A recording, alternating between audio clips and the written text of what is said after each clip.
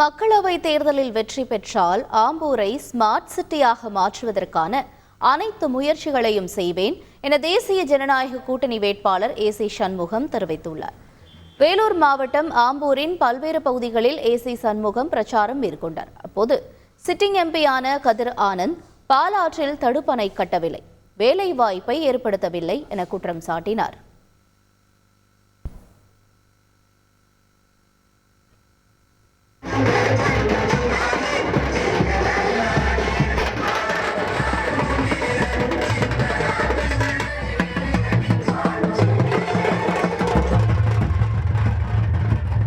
பாலாறுல தடுப்பணை கட்டியிருக்காரா?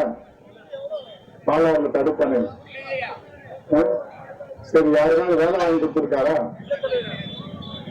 சரி, ஏதாவது திட்டங்கள் வந்திருக்கா? அவரால முடியல. அதனால மீண்டும் இந்த தேர்தலுக்கு வர மக்கள் தான் தீர்ப்பளிக்கணும்.